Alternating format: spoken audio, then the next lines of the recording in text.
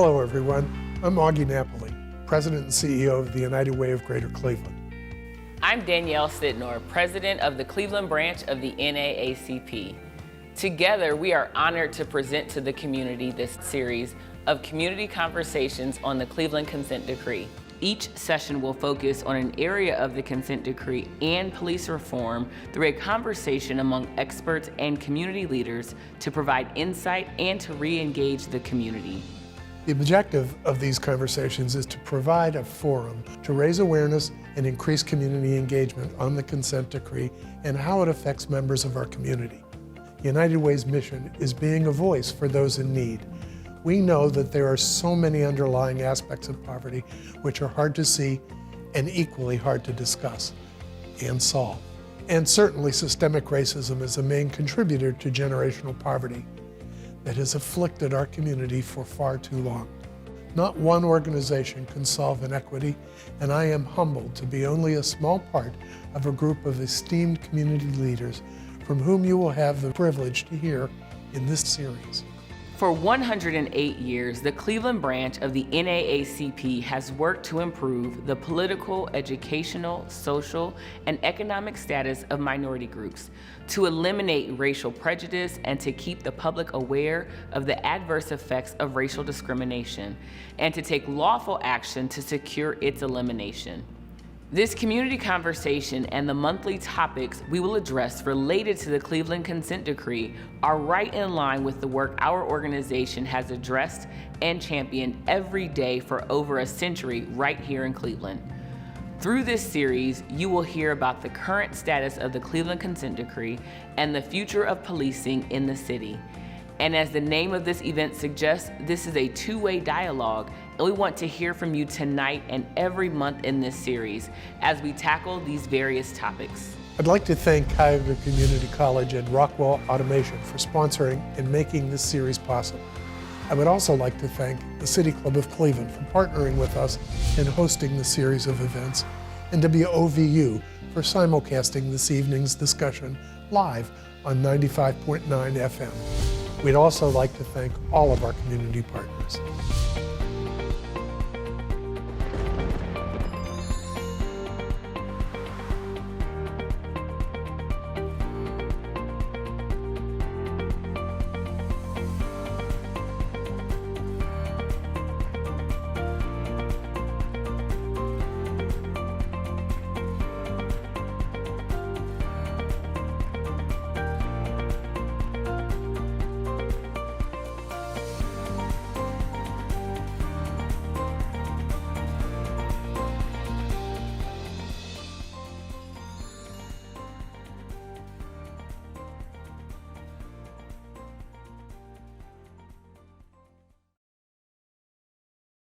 Good evening. My name is Danielle Sitnor, President of the Cleveland NAACP.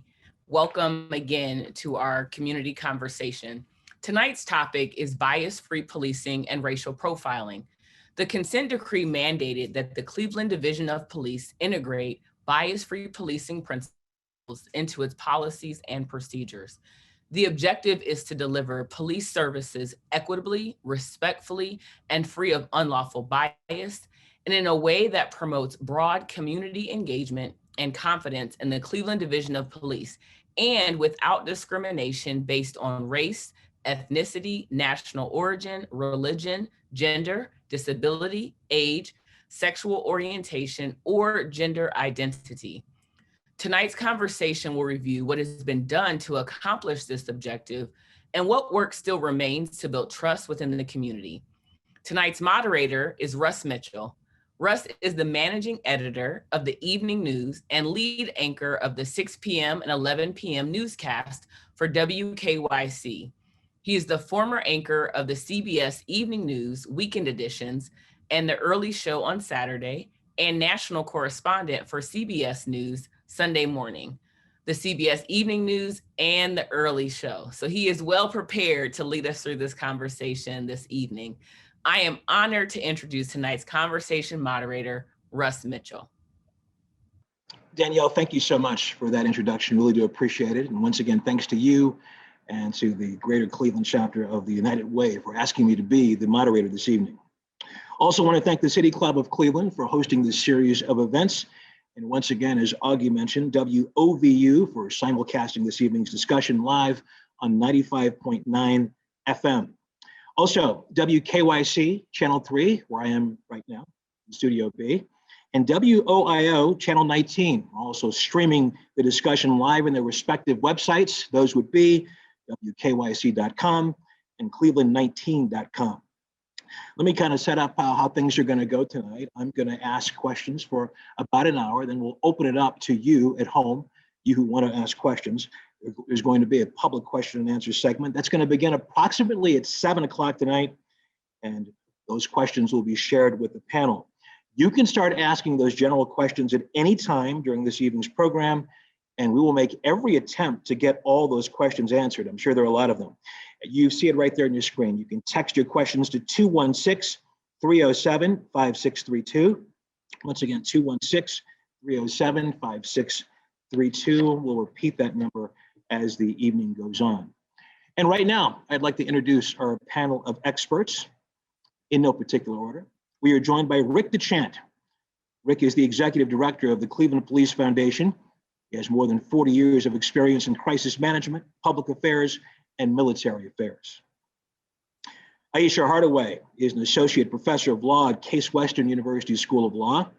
She is the former deputy monitor of the Cleveland Police Monitoring Team. Carrie Howard was sworn in as Cleveland's Director of Public Safety in 2020. He's a former chief prosecutor for the city of Cleveland, former assistant U.S. attorney, serves as a major in the United States Air Force Reserves. Charmin Leon is a commissioner with the Cleveland Community Police Commission. She sits on the advisory board to the Ohio Law Enforcement Recruitment Office, serves on the board of the Social Justice and Mental Health Agency Project LIFT. She currently works at the Center for Policing Equity. David Lima spent much of his career working to ensure preventative mental health services for individuals. Now he's retired. David serves on the Stand Up for Racial Justice's use of force monitoring of Northeast Ohio police departments and the Cleveland Civilian Police Review Boards. Brian Maxey is a career law enforcement executive and attorney. Mr. Maxey is deputy monitor on the Cleveland Police Monitoring Team. He served as the chief operating officer of the Seattle Police Department, focusing the department on exceeding the requirements of the federal consent decree. Chief Calvin Williams. Calvin Williams was appointed as the city of Cleveland's 40th chief of police in 2014. Chief was a lifelong resident of the city of Cleveland and began his career with the Cleveland Division of Police in 1986. Also from the U.S. Attorney's Office, we have Assistant U.S. Attorney Michelle Heyer. She is present on the call. She'll provide clarifying comments and share critical points with the community as needed. Also later on, Ayesha Ellis will present the community questions. Ms. Ellis is the founder and creator of the multimedia platform Mas Luray. I asked her if I said that correctly earlier, and she said that I did, so hopefully I did it again there. She is also the co-founder of the women's empowerment group, Fierce Women Overboard. Panelists, welcome very much, and thank you very much for being a part of this conversation. We certainly do appreciate it. Okay, going to begin our opening statements. The opening statements are going to be 2 minutes each, and because we do have a lot of people to get to tonight, again, I would ask our panelists to please limit those statements to 2 minutes. I'll try to keep you honest, but help me out here and do what you can.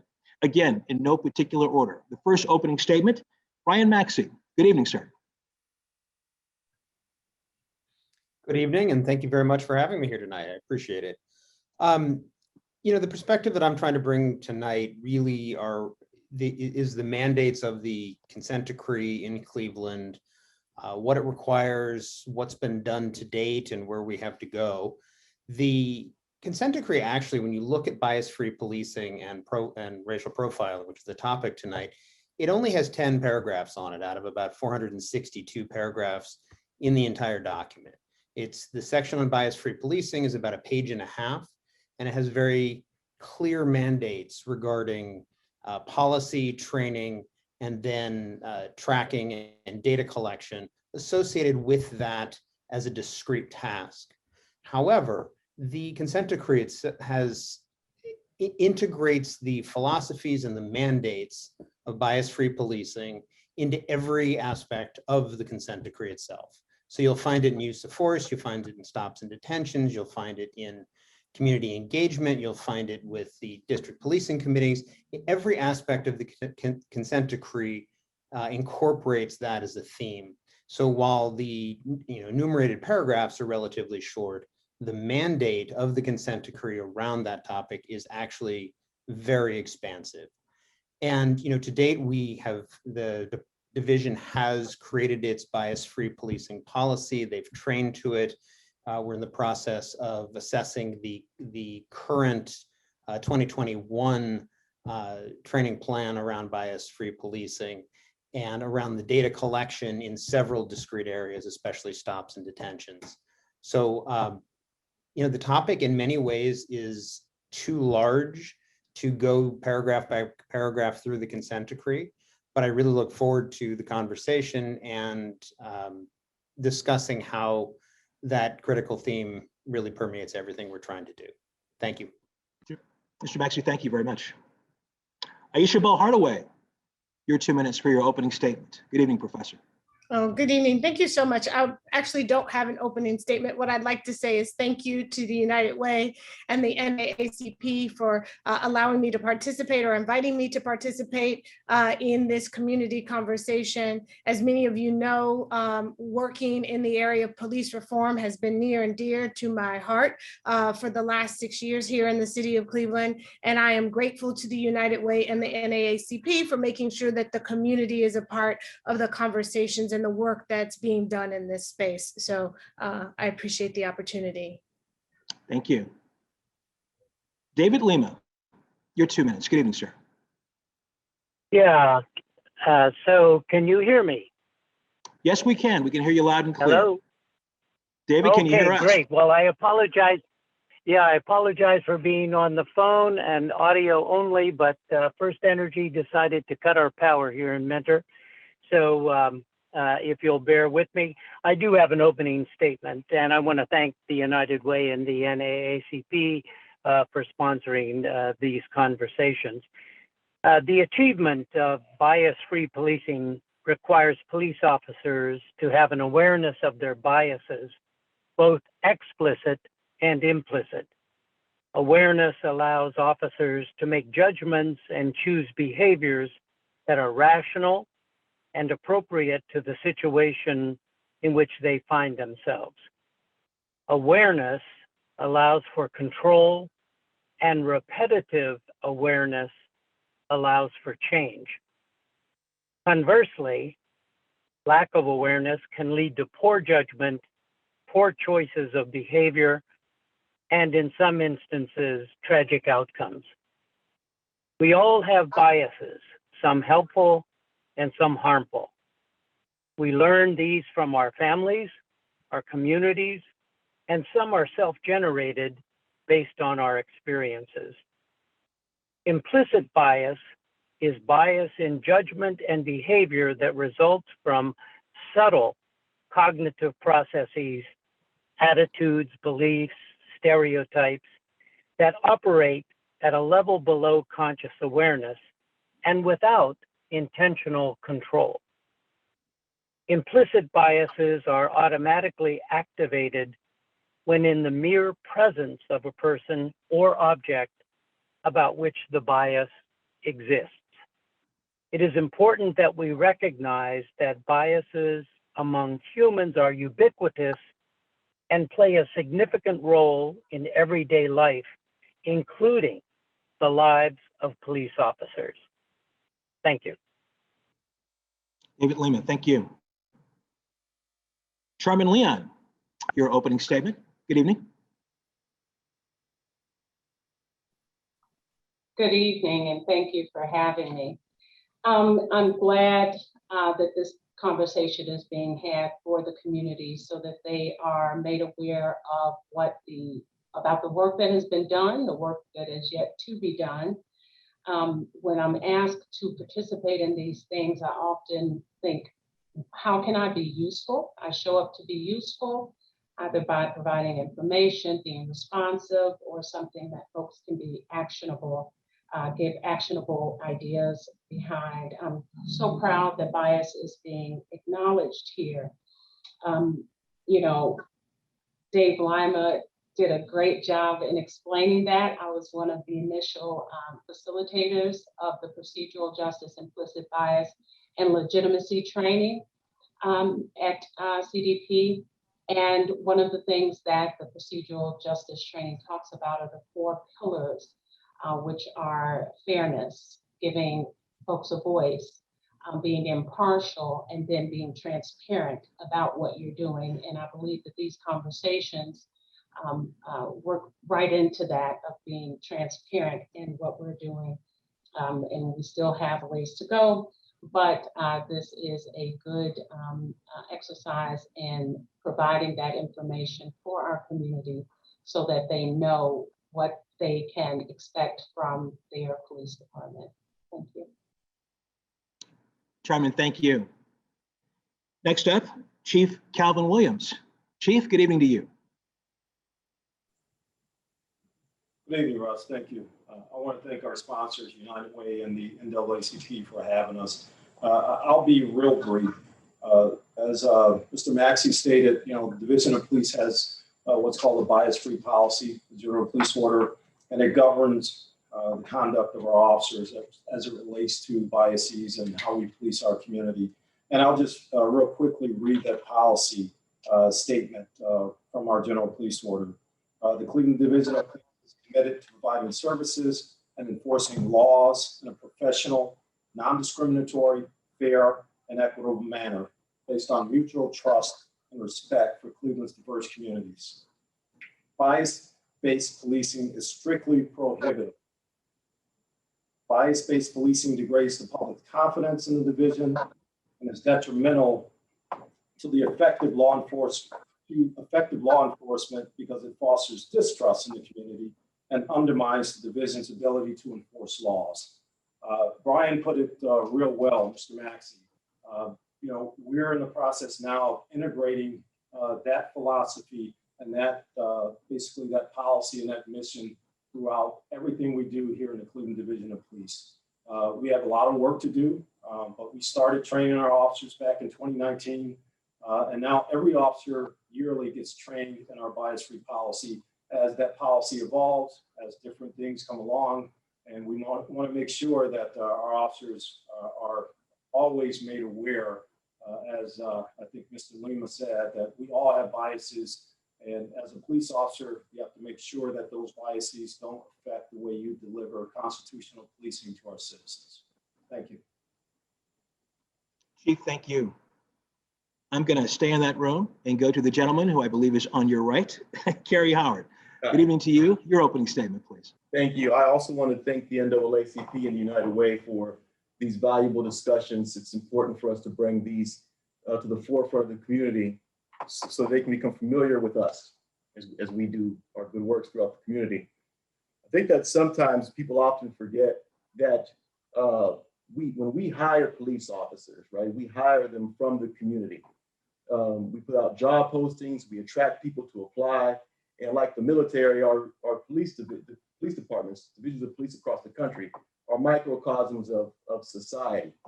So what we do when we hire folks to the Division of Police, we begin to vet them to see if they're a good fit, is that we've instituted behavioral-based interviews to make sure that they are, to get early detection of who these folks are and make determinations as early as possible if they're a good fit to wear the uniform and patrol the streets of our city.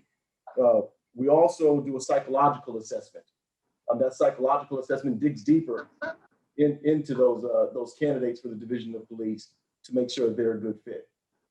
Cleveland is unique in a way, is that Cleveland is very diverse, right? One of the ways that I talk about the diversity of Cleveland is depending on where you are, what side of town you are on, you can find different kinds of pizza, right? I travel throughout the military and you learn a culture by its food. And you have different types of pizza all over the city, right? So we have a diverse city. And to recognize and appreciate that diversity, we want officers to come on and really be from the city. We're putting together an RFP for cultural competency so that we can have a mental health or professional who is qualified to give such instruction to officers, gauge them before, engage them afterwards, to make sure that they understand what it is to be a police officer in the city of Cleveland. Our goal is to foster trust, which legitimizes police efforts and law enforcement, and encourage our officers in the community to engage with each other. Okay, Director Howard, thank you. And he's seventh tonight but for our purposes, he's batting cleanup. Rick DeChant, your opening statement, please. Good evening. Thank you also to the United Way and the NAACP for the opportunity to have the foundation, the Police Foundation, be part of this discussion. The Police Foundation has been around for a while. It was founded back in 2005, originally to support the Cleveland Police Charities. But as times have changed, the mission has changed, our programming and our focus has changed. Right now, we're engaged in an initiative known as Vision 21, based on the premises of engagement, investment, and implementation. The program has 6 goals that align, and our programming does align with those initiatives, what's been laid out in the consent decree. We've been very careful about that. The first is cultural transformation. We've been working on a pilot in the 4th District that is bringing more training to officers to make them more empathetic and culturally responsive, changing that image from warrior to guardian. All the cars say protect and serve. The second goal, introducing technology that provides safety to the community and to the officers. Recently rolled out a pilot that's underway for ShotSpotter, which is a technology that tracks the sound of gunfire and enables officers to respond quicker because now they have a more precise location. The pilot has already resulted in 3 lives being saved in the 4th District due to enhanced response time. We've already discussed this, the third goal, enhancing the demographic, gender, and diversity of the Cleveland Police Department, working with the chief, working with Director Howard. If any of this is going to succeed, we have to have a police department that looks like our community.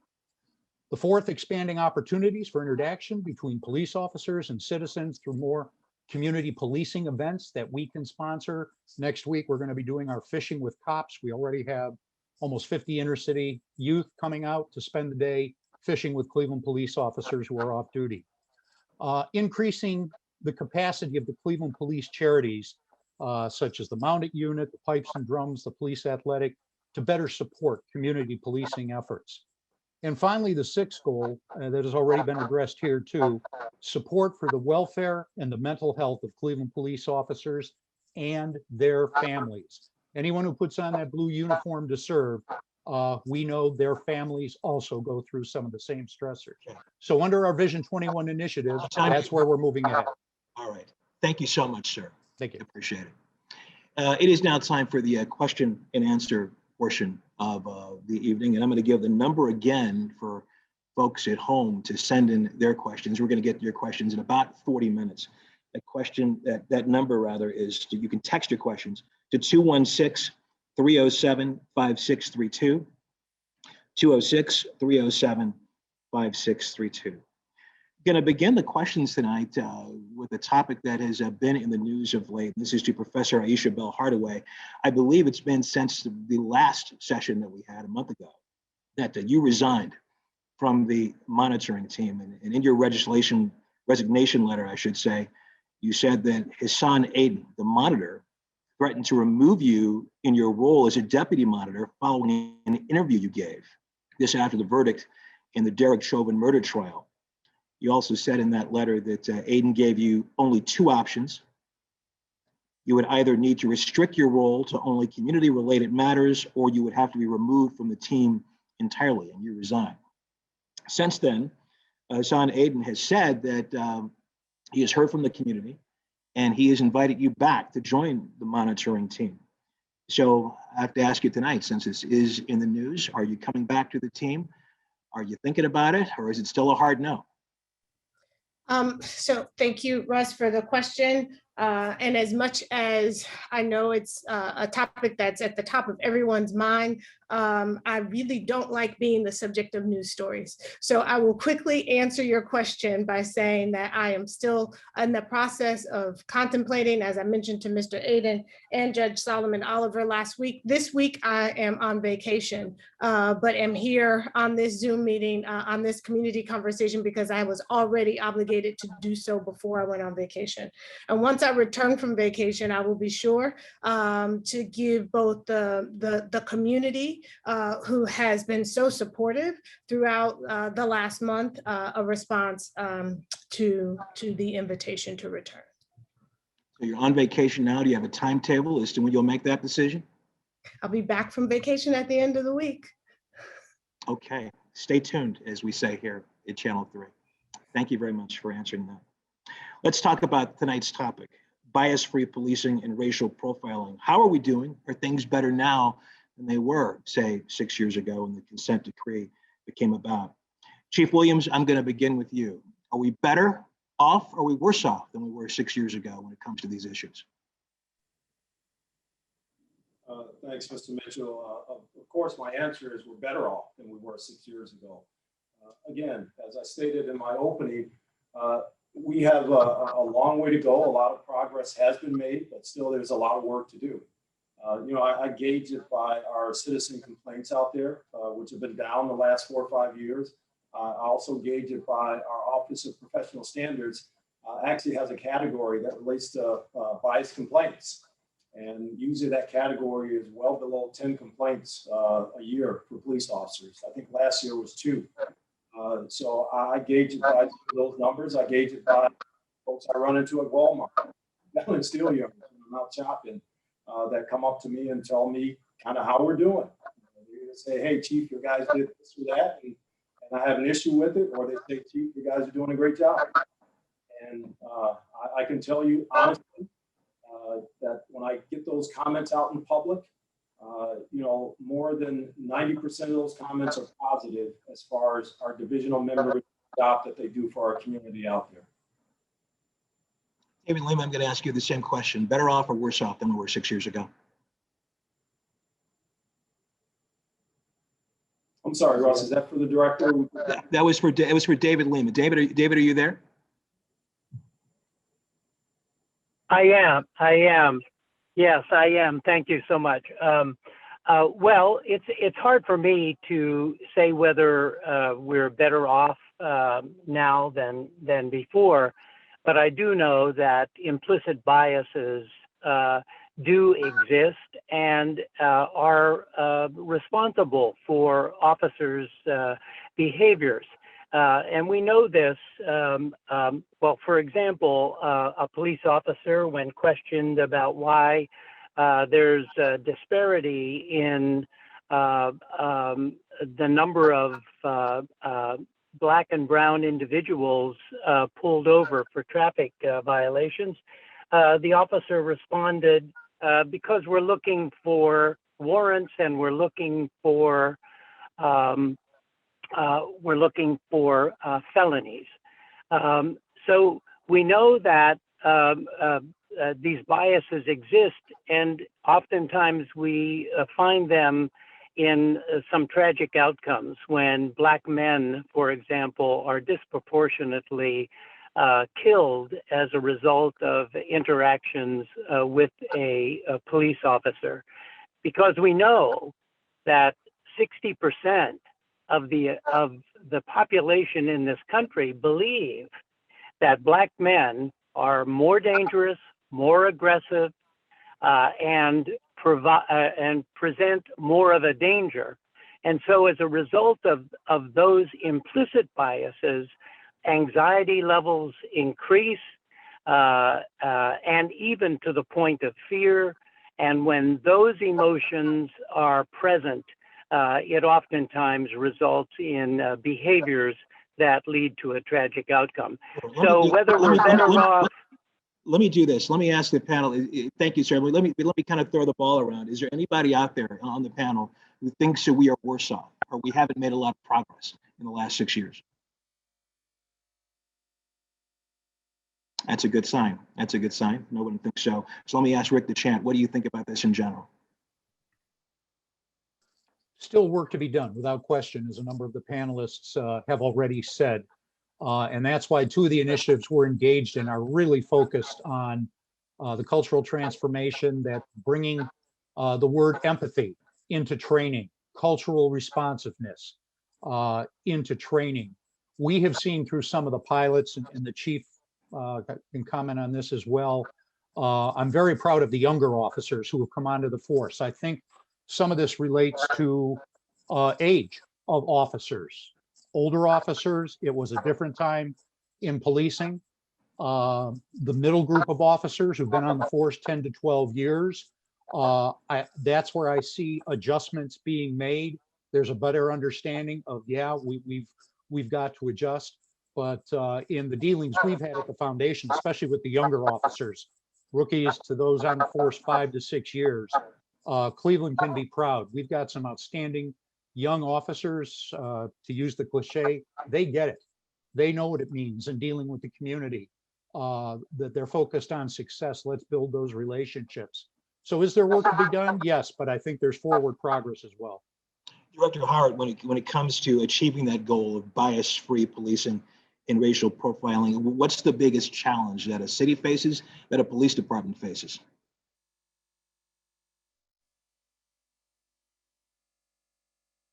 Director Howard? All right, there we go. There you go. Again, I think the most important part and the most challenging part is filtering who we bring on, because we all carry our own implicit biases, right?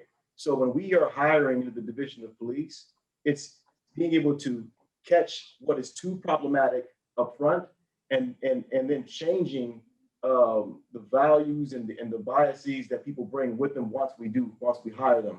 I will tell you, I think that if we ever sit in a conversation like this and have a question of, do you think that we solved it? And if we ever say yes, that's a mistake. You know, we will always be seeking growth and always be trying to get better. Once we stop trying to get better, then that's where the problem starts. So to answer your question, the hardest part is making sure that is the filtering process at the very beginning, and then change what needs to be changed of the mindset of folks after we hire them. Let me throw a question out to the group, and I'll kind of a redirect, or I guess rephrase my last question. A number of the panelists have talked about how, you know, there's still a long way to go. Anybody out there who thinks that we have not gone far enough at this point, we should be further along? I'll speak to that. And first, yeah, of course, I do. When we talk about the training of procedural justice, implicit bias, again, like I said, I was one of the first group of facilitators. And when I showed up for training, all of the facilitators looked like me except one. And my issue was was, you know, when you have a department that is majority non-minority, however, the facilitators that were selected were majority minority. Representation matters. Just like we talk about having the police department reflect the community because representation matters, it matters in that regard. And so my concern at that point was there was an implicit bias that was present even in the selection of the facilitators. So we have to be mindful of how these trainings will be received. I read a letter from the DOJ to the city of Cleveland from 2004. And in that, one of the agreements was that training would be recorded. And I think that that is very important because it matters who's doing the training and how that training is being done, because there is bias baked in there as well. So I think if some of those things had been addressed early on, then yes, there are some areas where we could be further along. Professor Hardaway, I understand you'd like to respond. I'm sorry, let me get to Professor Hardaway. I'm told she would like to respond as well. Professor? I actually was contemplating if I would like to respond. So whoever's watching my body cues, thank you. I think it's important for us to think about the frame of the question that you're asking, Russ. So part of what you said is who thinks we should be further along? How much further do we have to go? Thinking about what markers exist to help us gauge not just our expectations, but the outcomes of policing in our community, I think is really important, right? So I heard Director Howard say very clearly that he's interested in making sure that the right people are hired into the police department for the city of Cleveland. That's critical. I also think that it is critically important for us to be aware of how officers are disciplined if and when misconduct arises that is either based in bias or racism, because those community members who are impacted by that misconduct are watching and trying to understand exactly what's likely to happen to an officer in that circumstance or that situation. So that's one marker that we know community is paying attention to. The other thing that strikes me, part of my career involves doing criminal work in the Justice Center and municipal courts throughout Northeast Ohio. And something that strikes me that I think is another marker we should measure is when you walk into any traffic court, who are the defendants in the space? If you go to courts around Greater Cleveland, the Greater Cleveland area, you would assume that the only people that violate traffic laws are people that have melanin in their skin, people who are brown, people who are Black. And we know, based on studies of traffic offenders, that there is no racial disparity that exists that makes one racial group more likely than the other to speed, to not use their turn signal, right, and the like. And so I think thinking about if we want to gauge how far we have to go or how far we've come, those are the types of things that we should be paying attention to. Yes, absolutely. You know, the policy and the training are critical, but if we want to see how they're taking root and if they're being effective, those are some of the things that we should be mindful of and looking for. My apologies to whoever that was who was also trying to speak to. Was that you, Director Howard? I forget who that was. Yeah, Was it you? just 2 points on Mrs. Hardaway's statement and former Sergeant Leon. The sergeant can also tell you that her and I had that conversation when that happened and that we corrected that. So I think one of the key things to remember is that when we identify things that aren't right, we correct them and we correct them right away. And it goes to Mrs. Hardaway's point of accountability. We hold officers accountable. And of course, we all know that there's bias, not just in policing, but in our society. As it relates to the things that we do that I see as progress here in the Division of Police, since 2014, since the subject was brought up about traffic citations and who gets stopped and who doesn't, our traffic citations here in the city of Cleveland for the Division of Police went down 24% when we implemented the process of, look, we need to give a break when possible. If you have to cite a person, cite that person. But if you can give that person a break, if you can give them a warning, if you can make sure that you impact that person in a positive way to make sure they understand the laws of the city, then that's what we're going to do. Our citations went down 24%. They stayed down since 2014.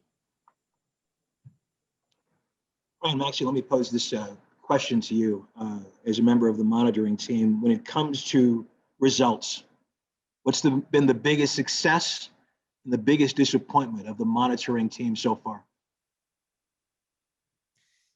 Well, there's a wide-ranging question. You know, when you first asked the question about, you know, how far have we come in the last 6 years, you know, the answer that was on the tip of my tongue was we've done a lot of work. There's been a lot of energy. There's been trainings. There's been policy. There's been engagement by the division, and there has just been a lot of attention paid to the issue of bias, whether implicit, explicit, racial profiling.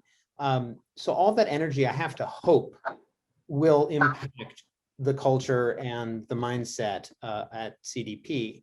However, I have to point out that we don't have data.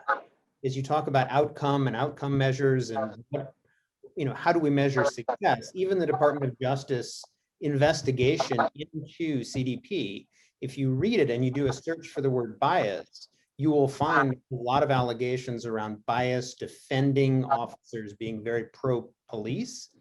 And then there's some more vague language about how bias impacts communities of color and how racial bias might play out in policing. What's happening right now, and this, you framed it in terms of disappointment. My disappointment is it hasn't happened earlier, but it's happening now, is they're putting in the data collection systems. The new Brazos system they're putting in is going to allow for recording around stops and detentions. Who are they stopping? Why are they stopping? What happens during those interactions on the street? We also have that around use of force, and ideally every police civilian contact that happens. Once those data collection systems are in there, you can go ahead and track the trends in who is being contacted and why, and search those and look for solutions, both at the individual officer level for accountability, but also at the institutional level as to what deployment strategies and how the department's engaging in its business is impacting those communities. Without that information, it's really hard to judge. Yeah, so let me do this thing. Let me take that wide-ranging question and break it down to one thing. Are you pleased so far with the work the monitoring team has done? Right, Maxey, that's yeah. I mean, I think there's been an incredible amount of hard work by a lot of people, by the Community Police Commission, by the monitoring team, by the division itself. I think this is not one entity. This is a community, and with the parties, the city and the Department of Justice, we're all pulling in the same direction. Is it going as quickly as we'd like? No. Are there a lot of things that need to happen? Absolutely. Has there been a lot accomplished? Yes. So, pleased, cautiously optimistic, perhaps would be the best summary. Another issue in the news of late, a charter amendment that could be on the ballot in November from the group Citizens for a Safer Cleveland, which would give the community more oversight of the police department. Among other things, and this from published reports, the proposed ballot initiative would amend the City of Cleveland's charter to create stronger civilian oversight of the Division of Police. It includes strengthening the powers and resources of the Civilian Review Board. It would automatically make termination the presumed disciplinary response for racist, sexist, or other bigoted conduct or language by officers on the job. So I'm going to throw this out to the group. Is this necessary? Is a charter amendment for more civilian oversight necessary? Who wants to tackle that first? I'll start, Russ. No, it's not necessary. As Brian, Mr. Maxey just stated, there's a lot of great work that has been done by a lot of folks, but we still have a lot of work also to do. I think that, I've been in the city as a police officer for 45 years, and I've seen everything that you can imagine, the good, the bad, and the ugly in the city. And I know the progress that this city has made just in the last 4 or 5 years as a division. I know a lot of people talk about May 30th and everything that happened in this city. It was a terrible day. And don't get me wrong, I don't compare it to a day when people have lost their lives in the city, which happens a lot. But as it goes for a city to deal with that type of issue, it was a terrible day. But if you look at what actually happened that day as far as uses of force and things like that, we didn't have the that other cities have had. We had one day that was terrible. We regrouped, put things in place, and our officers performed exemplary for the next 2.5 weeks when we had protests of similar size here throughout the city. So I think that's just one indicator that the things that we've done here over the last 4 or 5 years, sure that our officers understand what's expected. Chief says we do not need it. Yeah, I would. Yes, I would like to respond. Dave Lima here. Go ahead, Dave. Yes, I would take the opposite perspective. I definitely think that the charter amendment needs to be approved and that community control of our police department is critical to operating in a democracy. We know that the community is in charge of setting policy with regard to policing, as well as other safety forces. And we know that it is somewhat compromising for individuals within a department to evaluate members of their department and to come up with an objective decision. There again are biases that are involved. So yes, we need to have greater community control of our police departments. Anyone else want to handle that question? Russ, if I may respond as well. Yes, sir. So, you know, I encourage folks to really read the legislation. Okay, read the proposed charter amendment. If we're looking for an evolution of policies and procedures, we have that. We have seen the evolution of policies and procedures, the modernizing of that, the need to collect data, the need to modernize equipment, and requiring an engagement community. We have that through the consent decree. I think something that folks don't recognize often enough is that Cleveland really is on the forefront of a lot of the things that the community, that people, that citizens are calling for. The changes that they're calling for have already been implemented. You know, we have to do a better job of letting the community know that we've made these accomplishments. If we're talking about having an objective view of holding folks accountable for their actions, we have that. We have been holding officers accountable through disciplinary hearings, more so now than in the past. So we've heard that and we've answered that. Officers are being held accountable for lack of service, for use of force, for unprofessional conduct. The track record is there, and it's an overreach to have an unelected body with very limited checks put in place to do what is already being done, and it doesn't take into account the gains that we have. You know, I encourage folks to really read and contemplate and question the amendment. Former Sergeant Leon, your take on this? Yeah, so I've gotten a lot of calls about that amendment, and I felt, wow, right? You talk about an executive director of that entity being able to fire the mayor. You know, is that the position we want to put that person in? So power and money, which is always a weird relationship, right? People change when those things are involved. And so I start collecting information about this. And what was so painful is, you know, as I collected the information, you know, I start looking at the years, 1919, 1943. We talk about the 1965 Kerner Commission, Obama's 21st Century Task Force on Policing.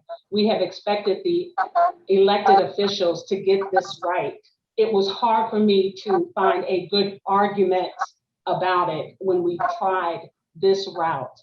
One of the things that was shared earlier is about all the things that have been done, and I was there. The work is immense, and there's been a lot of work done.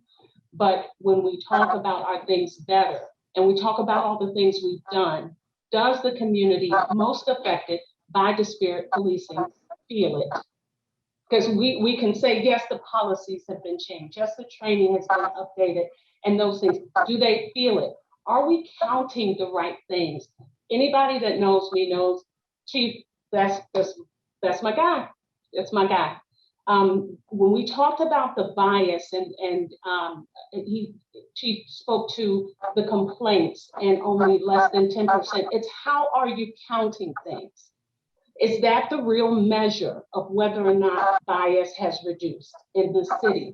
When Professor Hardaway talked about the citations and who's there. The research shows Black and brown folks are stopped more, right? However, the hit rate on stops for weapons and drugs are higher in non-minorities, but they're not stopped as much because the bias is, or the belief is, that you're looking for it in Black and brown communities. And so if you believe that and you stop them more, then of course the numbers are going to say that it's more Black and brown folks who are doing that. So we are getting smarter. It's a lot of work to do. And as Miss Edna would always tell me when I was saying, I got to talk to the chief, we got to talk about this. She goes, Charmin, you got one piece of the pie. The chief has the whole pie, right? So everybody has what's important, but I think what's important is what's important to the community. Does the community feel the relief? Sure. Let me do this before we wrap up this question. Let's wrap up this question, then I'll move on and give the phone number out one more time at that point. But Brian Maxey, I want to ask you in regard to this proposed charter amendment, your take on this. So I'm going to kind of dodge the question because we have not discussed the charter amendment as a monitoring team yet. So I don't know what the official position is. However, what I will say is, in my experience, when a consent decree, which, by its nature is an adversarial process that has a lot of political will behind it, gets into the point where it's going to be ended. If the city in place does not have the robust structures to remain, and I say the city, to be a learning organization to continue to develop its public safety systems, then I think that jurisdiction is in trouble. So one very important voice is the community voice. Whether the Community Police Commission is representative of that, I'm not really in a position to say. That's more for the community writ large to decide. But I think to end this consent decree without a strong community voice structure that is legitimate and has authority would be a mistake. Ayesha Hardaway, what do you think? I absolutely agree with Brian Maxey's position or thoughts about that. Not an official position for sure, but those of us who have been working in this area and understand sort of the ongoing needs to sustain police reform efforts in jurisdictions across the country certainly understand that community input and feedback on how things are going is essential to making sure that the reform efforts don't go by the wayside. The other thing that I think that's really critical for us as Clevelanders to keep in mind here is that for a long time, the community has not felt heard. I have heard from people over the last 6 years and time before that, and I'm sure for years to come, about concerns that they don't know how to reach their elected and appointed officials. And when you find yourself in a position year after year after year, feeling as if you are not heard, the populace, right, the electorate will devise plans to make sure that community voice is incorporated into its laws and governing structures. And that's part of what we're seeing here right now. And so I would hope for those of us who live, work, and play regularly in the Cleveland area, that our elected and appointed officials will find a way to incorporate the voice of the community into everything that they do and all of the decisions that they make on our behalf, so that regardless of what happens with the charter amendment, that some of the really good nuggets that exist there and ideas, recommendations, and feedback that exist there will have a way to live moving forward, so that we don't find ourselves in a place where one hand is saying, now you've created an unelected sort of body and subverted democracy, and the other hand is saying, well, the democratic structure that we have in place is not working for the people. We have got to find a way to bridge this gap. DeChant, let me ask you, as executive director of the Cleveland Police Foundation, and again with 40 years of a crisis management experience, is a charter amendment a good idea? I don't think so. There are a lot of details in there. Again, as Brian said, people should really read the charter amendment to make sure they know what they're voting on. There are a lot of details there. As a foundation, we're and making it clear, we're not part of the division of police. We are a standalone foundation. We're focused on the solutions and aligning with the consent decree. The interesting response we see on is there forward progress being made is a lot of the work we're doing with youth. We're actively engaged with the 3-team alliance, for example, with the Browns, Cavs, and Indians, where we have been doing conversations just like this. We just did one 2 weeks ago, 60 Cleveland youth in the room with 20 Cleveland police officers. A lot of tough questions asked. We broke them out into work groups, but it's interesting to see the young kids listening. The officers, without question, are learning a lot from the kids. And for example, at the end of the evening, it was, if you could make recommendations to help move Cleveland forward. The kids talked about more safer places for them to gather. But one that surprised us, 3 of the 5 groups, these young teenagers stood up and said, they talked about, we need to invest in our police officers, particularly mental health awareness and training. And as Director Howard talked about, the pre-screening. So it's kind of interesting to get the perspective of the future leaders of Cleveland. And it's been an extremely productive program. I don't know if the charter amendment is the right thing at this time. I think there's forward progress being made, as I noted before, still a lot of work to do, but I'd like to see some of these initiatives get a chance to get a little more foundation under them and gel and start getting in that data that we need. The conversations initially started out, I think it was, the first one we did was 15 kids. The most recent one, 60 young men and women from the community wanted to come and meet with Cleveland police officers. Let me give out the phone number again if you want to text your, I'm sorry, who's that? Chief, is that you? No, this is Director Howard, Russ. So yes. I'd be remiss if I did not mention that, we have the Civilian Police Review Board, we have the Office of Professional Standards, we have City Council throughout the wards of Cleveland, we have the Safety Committee meeting, and I encourage everyone to sign on to the Safety Committee on the 21st next week in front of Council. There are avenues for community representatives to engage the Division of Police with policies and disciplines and procedures. We have to give those some time. I've been safety director for a year, and I think, and I don't want to speak for myself, but I don't think there's anyone who would disagree that we've made significant gains and significant changes since I've come on in the year. We have to give the consent decree the time to work. We have to give the communities and the officials time to work and not give up on, again, those members of city councils and civilians who volunteer for the Civilian Police Review Board as well. Thank you, Director. We're going to go to your questions at home in just a minute. Let me give you that number again if you want to text them. It's 216-307-5632. Again, 216-307-5632. We're going to go to those questions in just a minute. But as I mentioned earlier, we have on the call Assistant U.S. Attorney Michelle Heyer, who's with us tonight. I'd like to ask you, Ms. Heyer, from a Justice Department standpoint, what's your take? Is the consent decree working? Are you able to hear me? Yeah, we can hear you. Okay, yeah, thank you. I think that it's a work in progress. I think that everybody is putting a tremendous amount of effort into it. The city, the department, the monitoring team, the Department of Justice, and very importantly, the community. And I think that, we still have a long way to go. But, I think that the work that everybody has put into it so far is paying off. And I think that we're at a point where things are about to take off. You've seen this in other cities as well. In terms of progress, where are we compared to other cities that have gone through consent decrees?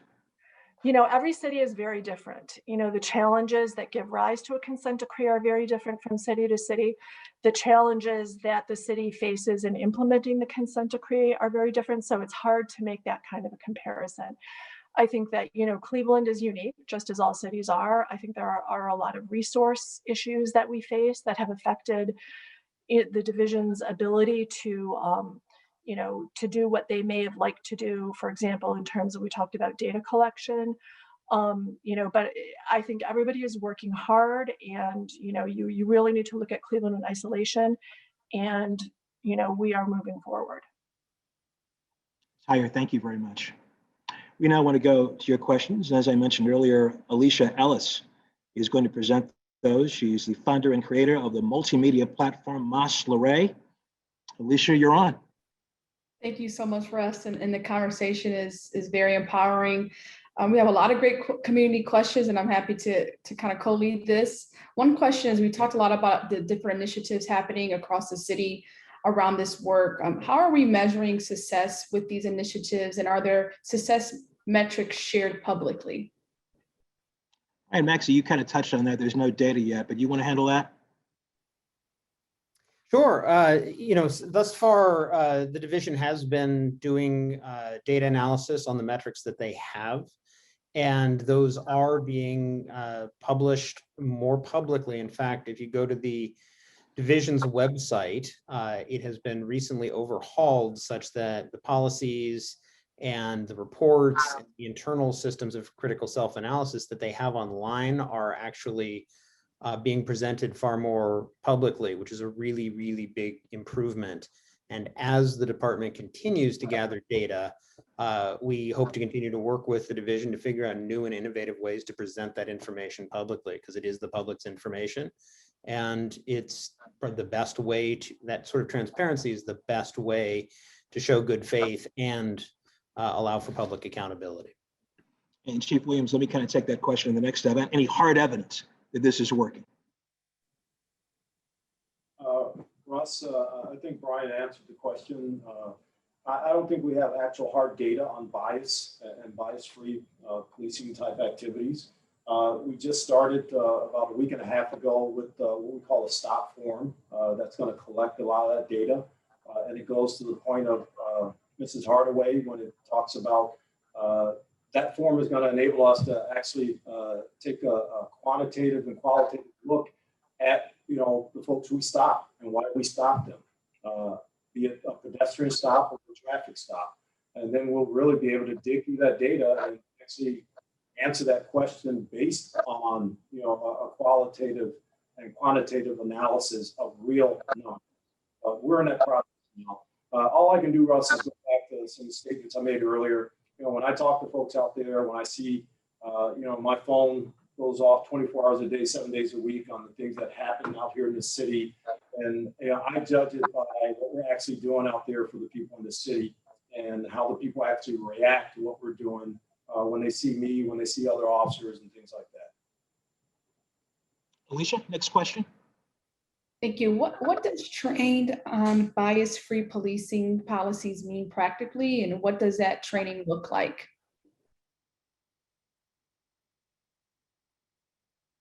Chief, is that something you want to handle? I'll start, Mr. Mitchell. The training, like I said, it started a few years ago, and it's a combination of a lot of different training topics and ways to get that to our folks.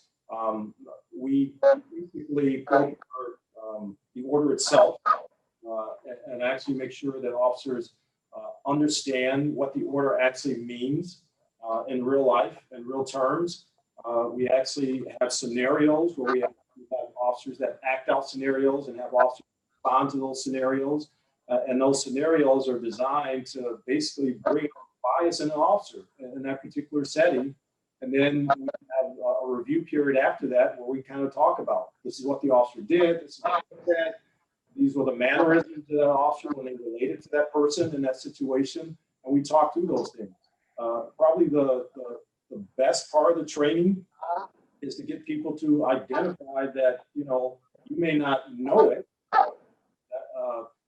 that officers do have bias like everybody else out there. And you may think you're doing things professionally and respectfully, and there may be something in there that really rubbed that other person the wrong way because of the way you said it, or your inflection, or the mannerisms that you have.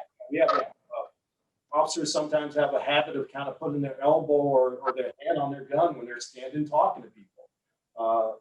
to most of us, that's something innocuous. It's not anything threatening. It's just kind of something that we do just to rest our arms or to do something with our hands. But some people see that as a threat, you know, and that's just a part of some of the things that we try to make sure officers identify, that we identify in these officers, and then we give them things to do, things to counter those activities, you know, those little things that they have that they don't notice are really kind of not the way we want to portray ourselves to the general public.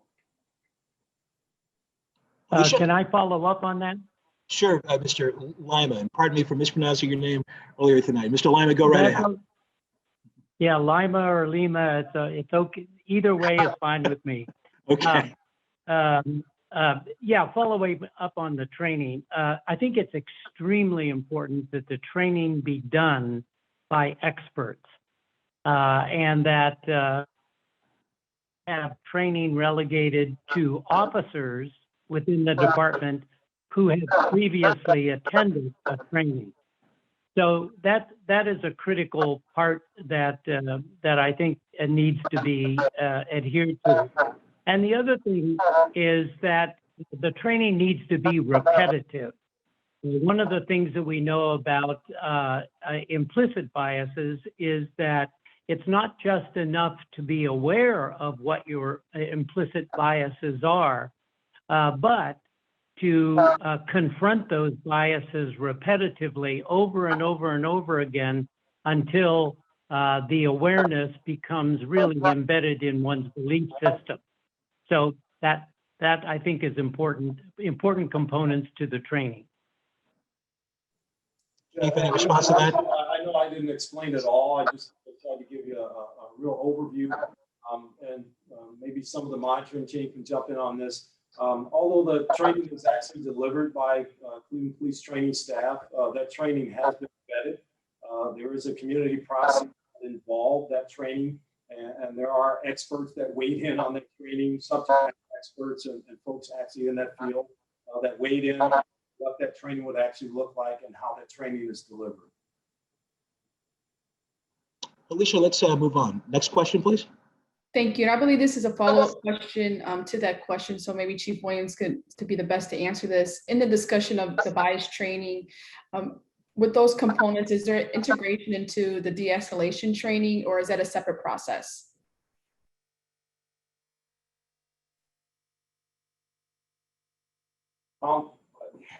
Again, it's a separate process, but our goal is to integrate bias-free training into everything that we do.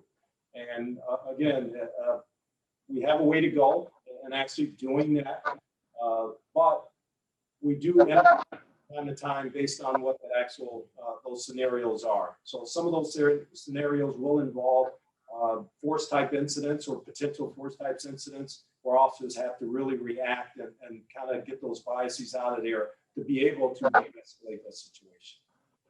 And if I can add to that, Russ, is that this is also where that cultural competency comes in.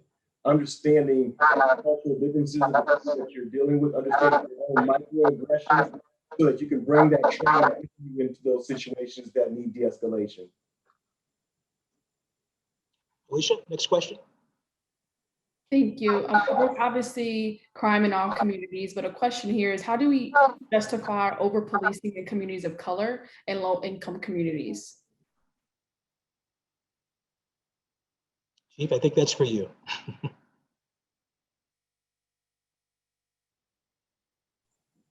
Can you repeat the question? Sorry, we didn't get it. Sure. Yes, the question is, how do you justify over-policing in communities of color and low-income communities?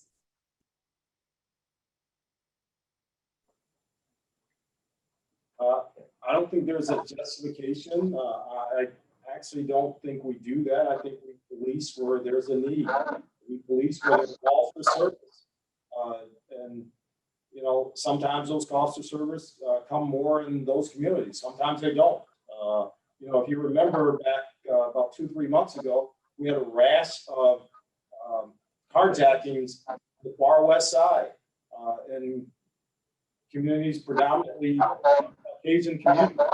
And we had a huge police presence over there during that time period because there were calls for service about that carjacking, the carjacking incidents that occurred here in the city. Again, a lot of our crime deployment, our officer deployment, a lot of our crime initiatives are driven by the data. So, those reported crimes, those calls for service, those arrests made in those areas, that type of thing. Another example of that is our increased police presence during COVID downtown areas, which is where we were needed to help get control of COVID. So we had increased police presence downtown as well. So it does go where we are needed. I'm going to just kind of follow up on that for a second. That question clearly made an assumption. I'd like to ask you, Chief, and you, Director Howard, as well. How do you battle perception versus reality, especially in these times?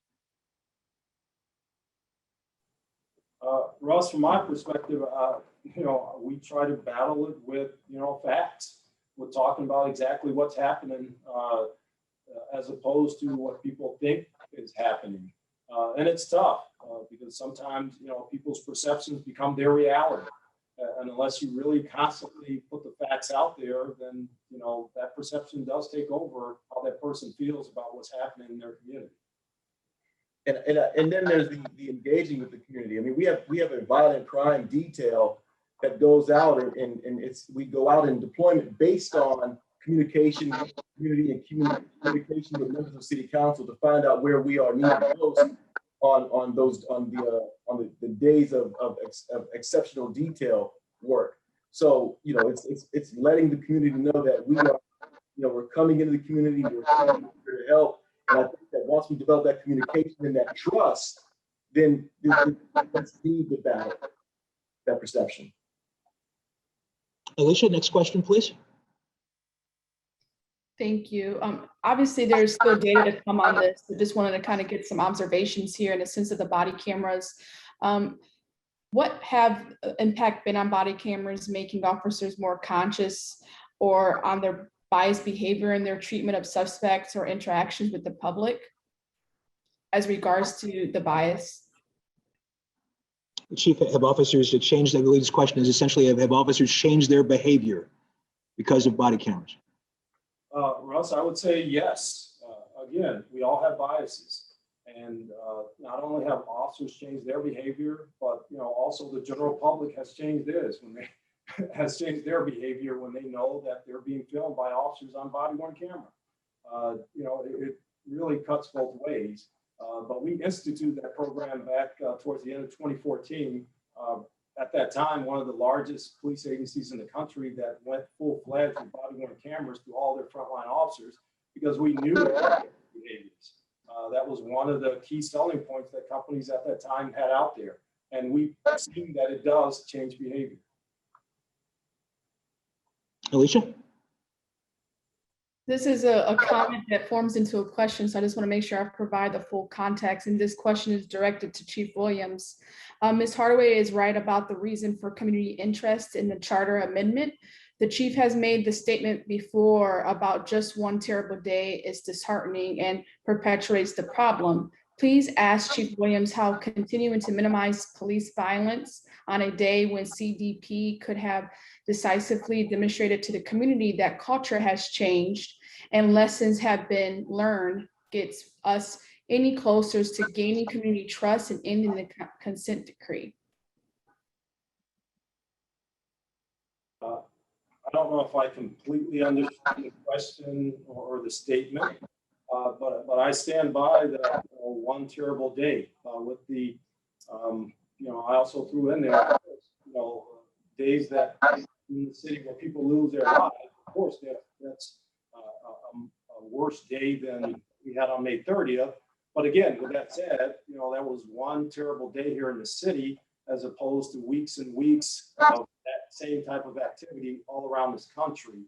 And, if you look at what came out of that, if you look at the number of uses of force that Cleveland officers actually had to take action on during that 8-9 hours on May 30th, it pales in comparison to what happened in other places, what could have happened here based on the aggression of the crowd, based on the attacks on officers, based on, talk to any business owner downtown.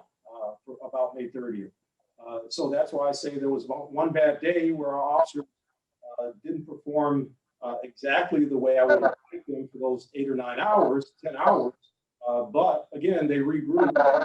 As a result of that, I think the city came out better than a lot of places around this country. And again, I'd go back and point to the use of force and things like that that happened on that day by Cleveland police officers. And if you look at the almost 2,000 people that were involved in May 30th, you look at the number of uses of force, it's probably less than 1%. So I stand by that. Ms. Leanne, pardon me, I understand you had your hand up. I'm sorry, I didn't see that. You wanted to respond? Yes, because this forum today is on bias-free policing and racial profiling. And I really don't want us to minimize the fact that Black and Brown communities are not policed the same as non-minority communities. They are not.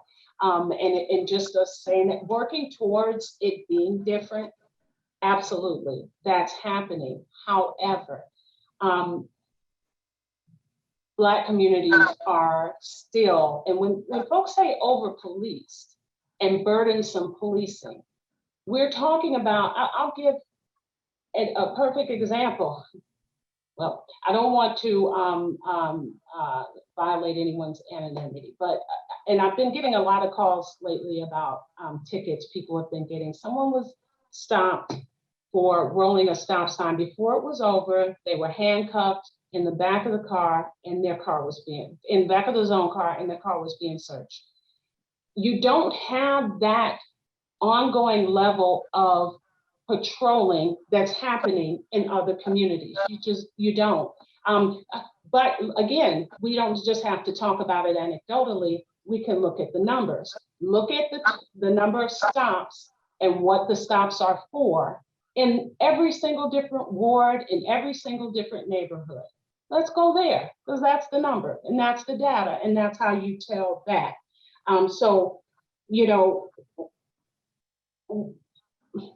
we just have to be as transparent in these type of statements that we can be, because again, if that is not the feeling that the community has, and it's definitely not the experience, if you just listen to the Serial 3 podcast, we talk about how different communities are not only policed, but how they're go through the justice system. When we talk about the wrongful, the rate of wrongful convictions in Northeast Ohio and Cleveland, those are real. These are real people. These are real numbers. These are real families. And let us be respectful that that is the experience of folks. We can talk about that we're working on it, but let's not say or that it doesn't happen. Let's not do that. Former Sergeant Leon, thank you very much for your backup on that. The Chief, yes, well, very quickly. Yes, that's not my statement. I'm not saying that communities of color don't have disproportionately more policing than other communities. What I'm saying is that the way I run the Cleveland Division of Police is not just based on that community of color. It's based on the needs that happen in those communities. It's based on the folks that call me at 2 a.m. that say they can't sleep. There are 100 people having a block party in the middle of the street, alcohol, guns, and you name it. And I have to send that task force that the director's talking about of 60 to 70 officers to break that up so that residents, the people in that area, have some peace for that night. And if we talk about the traffic situation, again, I'm not saying that it's not disproportionately for color. You know, I'm a person of color. I've seen it. I am saying is that it's based on stats. That's how I do it. I can't speak for the rest of the country. We had a double fatality just 2 nights ago on the east side of Cleveland. The night before, 2 nights before that, we had another single fatality, motor vehicle accident.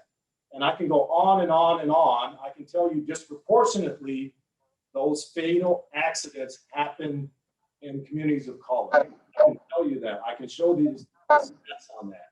And now that's not to say that they should have a lot more policing than the other communities, but those are some of the factors that come into play when we're policing those communities. Now, do we have to police those communities constitutionally? Absolutely. The person be put in the back of a police car without any reasonable suspicion or probable cause that they committed a crime? No, they should not. And that's why we encourage people to make complaints when they feel like their rights are being violated, so that we can have it investigated, so we can hold those officers accountable.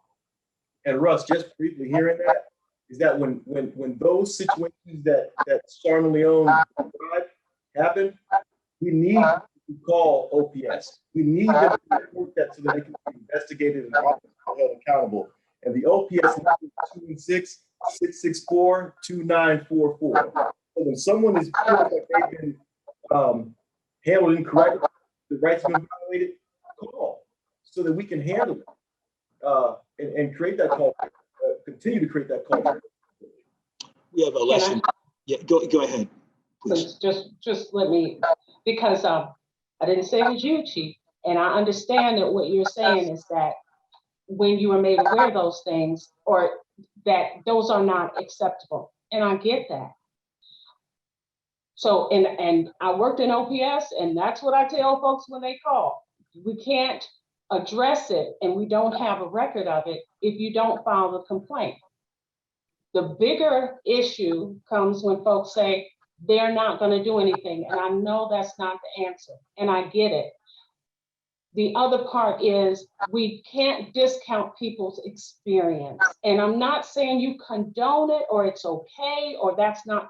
I'm saying that we always, in these conversations, this is a community conversation. Our community is showing up to see what it is we're doing and how it is that we are putting them first in the work that we do.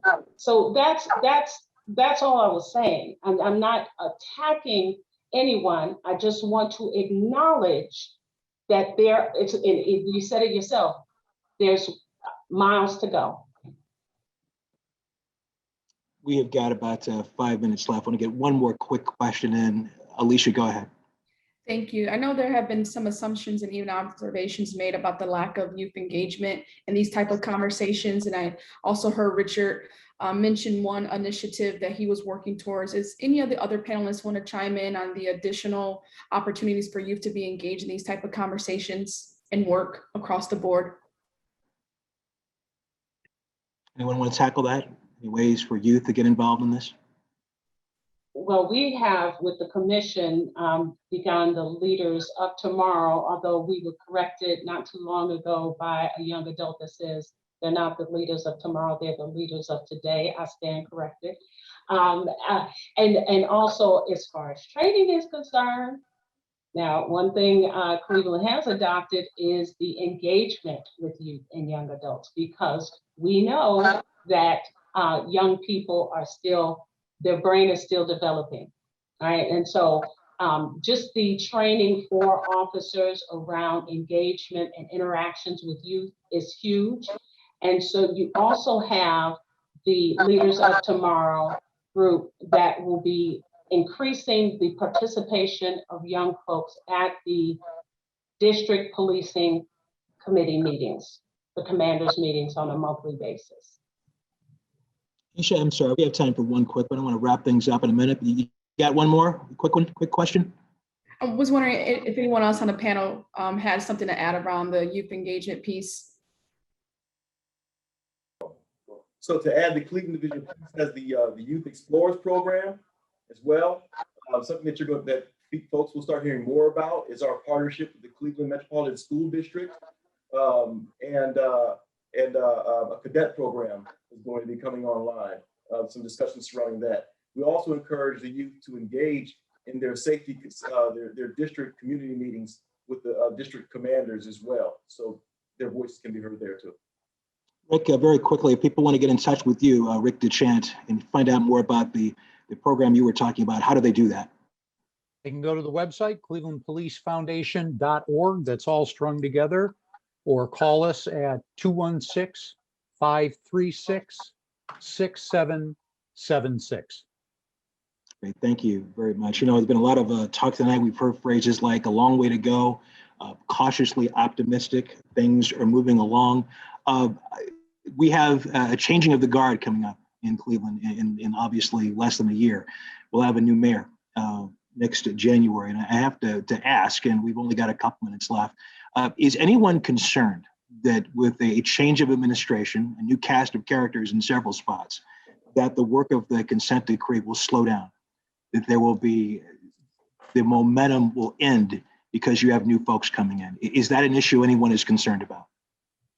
Not me. I would hope that a change in administration would mean that we are in a space with a reinvigorated sort of commitment and drive towards seeing the mandates of the consent decree, the agreed upon settlement terms actually carried out. I also, think that it's important for us to acknowledge that we've been having this conversation around bias, and it's bias as it relates to police interaction with the community that they are sworn in to serve. But the reality of the situation is that in these reform efforts, there's bias even at play with who's allowed to participate in the conversations, who we deem, whether they're sworn personnel or not personnel, community members, how many letters come after your name, titles, and the like. This is not an inclusive process. And because of that, we are sort of in many ways recirculating all of the things that we see play out on the streets throughout the country. This is not a criticism of Cleveland entirely, but it certainly is the place that I know. And because we are doing reform in this way without everyone being present in the conversation and allowed to have voice in input into what needs to happen, we aren't going to be better unless and until, as your question gave me the opening to, right, we get renewed leadership in our elected and appointed officials to invite everyone, to hear from everyone, and to put some renewed sort of interest in making sure that everyone's voice is heard and included. I got two very quick questions. U.S. Attorney Heyer, I've asked you very quickly, if you have seen in your experience, does a change of administration have anything to do with slowing down the process in consent decrees, or does it in fact speed it up? It doesn't do either. I mean, I think that everyone who is running currently for mayor has expressed their commitment to continue the work of the consent decree.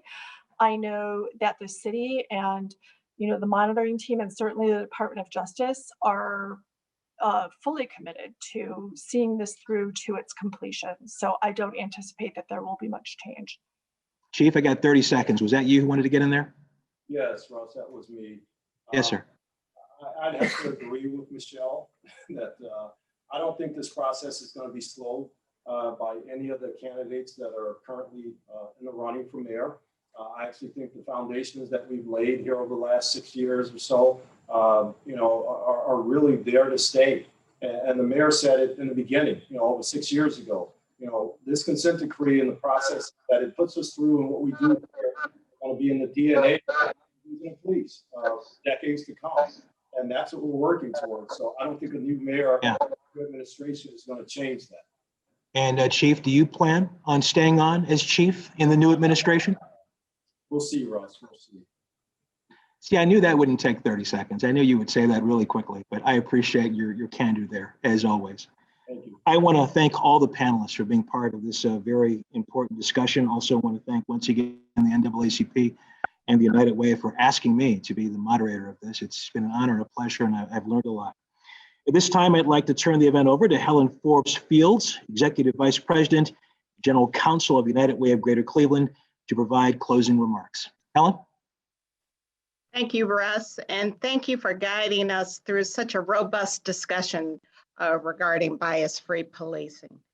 And thank you to our sponsors, Cuyahoga Community College and Rockwell Automation, as well as our many community partners for their support in bringing this important conversation to life. We also want to thank Cleveland City Club, WOVU 95.9 FM, WOIO, and WKYC, who live streamed tonight's conversation, as well as WCPN, which will air a replay of this community conversation next week on the Sounds of Ideas. And last but certainly not least, We want to thank our panelists and community members for joining us for this community conversation and joining us for our mission to encourage engagement and dialogue, as well as advance understanding for our Cleveland consent decree, as well as for one another. Our next panel discussion will occur on August 11th, focusing on search and seizure within the Cleveland consent decree. That discussion will be moderated by Lee Fisher, who serves as the Dean of the Cleveland Marshall College of Law at Cleveland State University. To sign up for this session, please visit unitedwayofcleveland.org. And we certainly look forward to having you along with us again for next month's virtual conversation. Again, thank you all for participating and for joining us. And please have a wonderful evening. Good night.